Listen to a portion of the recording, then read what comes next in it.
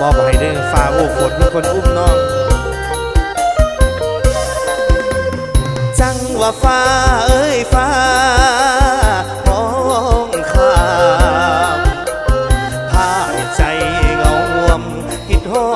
ดตาหวานเจ้าจากไปในเมืองตั้งนาป้าอายท่าอยู่บ้านนั่งกินน้ำตาเจ้าคงลืมแล้วน้อ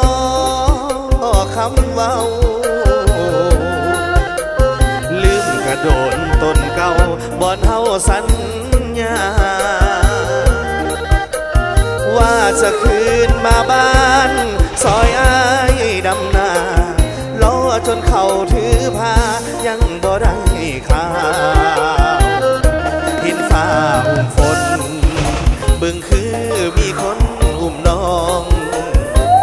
ล้างสังหรณ์ฟองว่าน้องนั้นมีผู้บ่าวยามเมฆไหลซ้อนบึงคือคนนอนหมุนตั้งเจ้าน้ำตาไหลยาว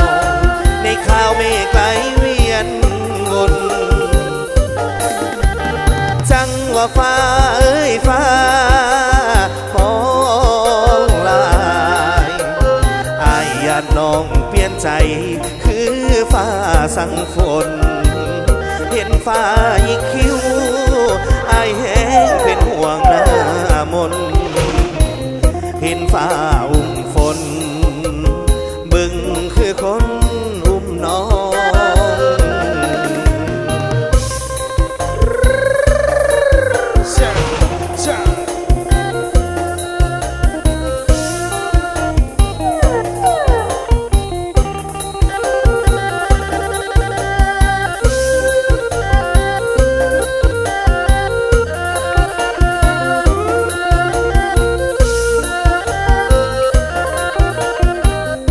เห็นฟ้าอุ้มฝนบึงคือมีคนอุ้มน้องล้างสังหรณ์ฟองว่าน้องนอนน้ำผู้บ่าวยามเมฆไหลซ้อนบึงคือคนนอนหมุนตั้งเจ้าน้ำตาไหลยาวในข่าวเมฆไหลเวียนวนจังว่าฟ้าเอ้ยฟ้าห้องข้าอายยังน้องเปลี่ยนใจคือฟ้าสั่งฝนเห็นฟ้ายิงคิ้วอายแห้งเป็นห่วงหน้ามนเห็นฟ้าอุ้มฝนบึงคือคนอุ้มน้องอายแนมเห็นฟ้าอุ้มฝนคือจังมีคนมาอุ้มเมียอายเอายาวไปยาวไป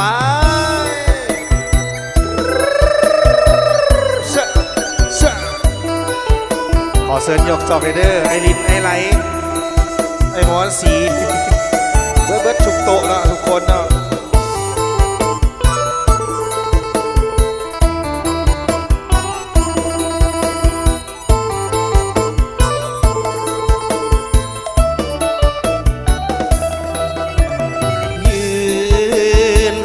น้องด้วยความห่วงใยสาวอุดมใสแฟนอายเจ้าไปไกลห่าง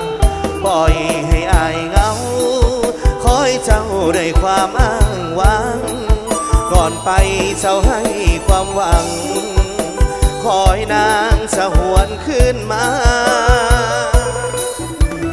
ยืนคอยน้องอยู่วัดผู้ทาสายลมโสยพัดอายสั่นจนหลั่งน้ำตาเจ้าไปอยู่ใส่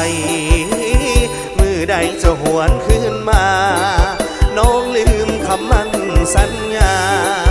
หรือว่าน้องไปมีใหม่บุญบังไฟ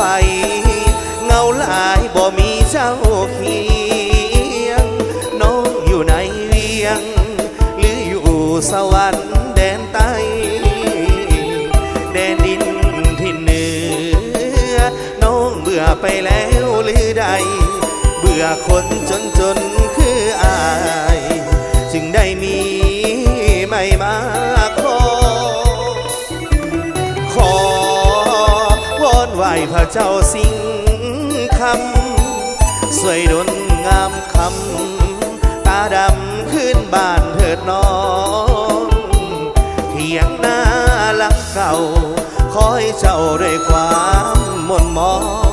ทุกวันอายตั้งตาคอยน้องคืนอุดมใส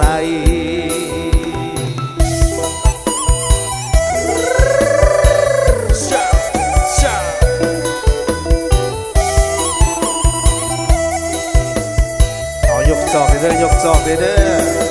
ไอลินเอ้ย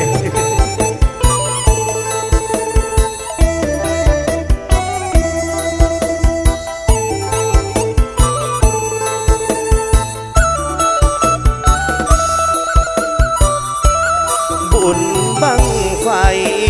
เงาลายบ่มีเจ้าเคียงน้องอยู่ในเวียงหรืออยู่สวรรค์แดนใต้แดนดินที่เหนือน้องเบื่อไปแล้วหรือใดเบื่อคนจนคืออายจึงได้มีไม่มาขอวอนไหวพระเจ้าสิงค